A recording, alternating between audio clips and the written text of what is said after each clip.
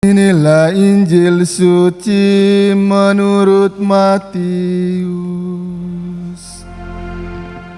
Dimuliakanlah Tuhan.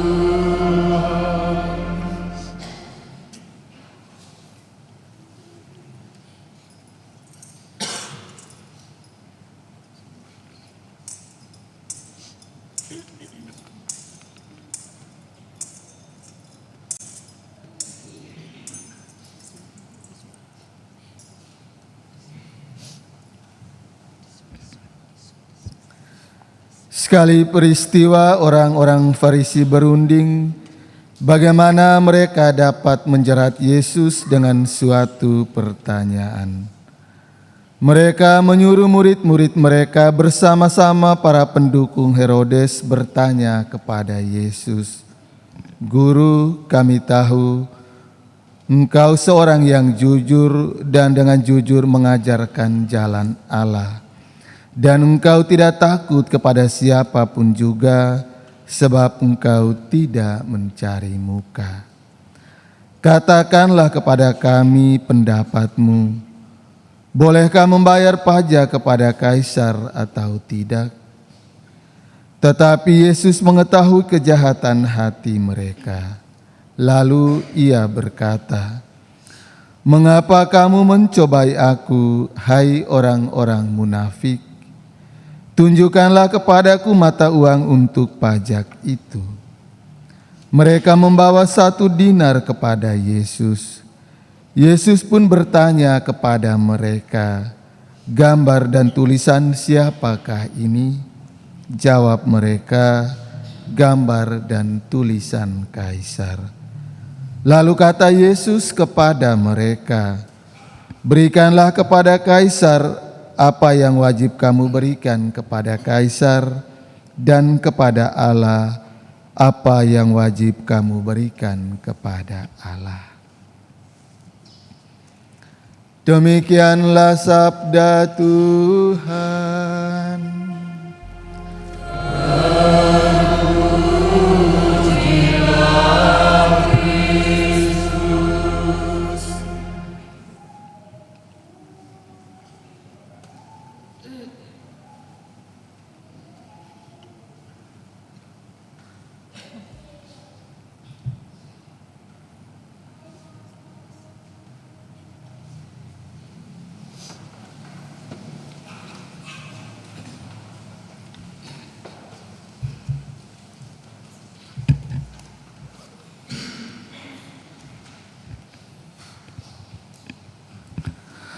Para Oma dan Opa, Ibu Bapa, anak-anak, saudara-saudari umat beriman yang dikasihi Tuhan, sekali lagi selamat pagi untuk kita semua.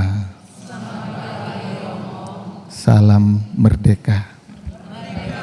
Ya. Kalau Bapak Ibu membaca kitab suci Perjanjian Lama, tujuan utama Allah mengutus Musa membebaskan bangsa Israel dari perbudakan di Mesir, membimbing mereka menuju padang gurun dan tanah terjanji. Tujuan utamanya apa? Bapak Ibu tahu? Hai.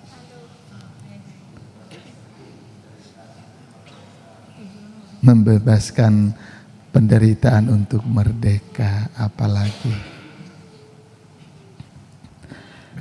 Tujuan pertama supaya selain membebaskan mereka dari penderitaan, supaya mereka beribadah kepada Allah dengan bebas. Merayakan ulang tahun kemerdekaan bangsa kita yang ke-80.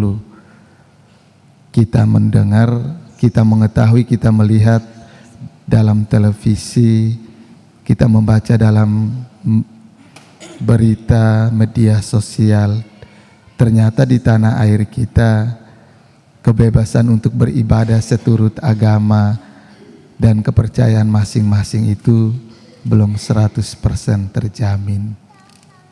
Banyak di wilayah tertentu itu tidak diizinkan untuk membangun rumah ibadat, terutama yang berkeyakinan orang-orang Kristiani. Nah, ini satu keprihatinan yang terjadi, padahal sudah 80 tahun negara kita merdeka, tetapi masih ada penderitaan di mana rakyatnya tidak bebas untuk beribadah sesuai dengan agama dan kepercayaannya masing-masing. Menarik, dalam bacaan kedua Rasul Petrus mengingatkan kepada kita, merdeka berarti dengan bebas beribadah kepada Allah, mengasihi Allah dan sesama dengan sepenuh hati. Ketika kita merdeka tetapi kita masih terkurung dalam penderitaan karena tidak mampu menjumpai sesama dengan bebas, maka sesungguhnya kemerdekaan sejati masih jauh dari hati dan hidup kita. Kemerdekaan berarti kita dengan bebas beribadah kepada Allah, mengimani Allah dengan sepenuh hati, dan mengasihi sesama tanpa syarat. Itu yang digambarkan Rasul Petrus dalam bacaan kedua tadi. Sementara kita Putra Sirak mengingatkan kepada kita sebagai warga masyarakat dan juga sebagai pemimpin yang memimpin negara kita ini, kita diingatkan untuk mampu menjalankan tugas dan tanggung jawab serta kewajiban kita dengan baik untuk menciptakan kebebasan dan kemerdekaan sejati. Dan Yesus menyempurnakan itu dalam Injil hari ini. Sebagai warga masyarakat dan juga orang Katolik yang baik, kita mampu dan wajib untuk memberikan kepada Allah apa yang menjadi kewajiban kita, dan kepada bangsa dan tanah air kita apa yang wajib kita berikan. Ketika kita mampu menjalankan tugas dan kewajiban kita dengan baik kepada Allah dan bangsa, maka dengan sendirinya kita akan mendapatkan hak kita sebagai umat Allah dan warga masyarakat yang baik.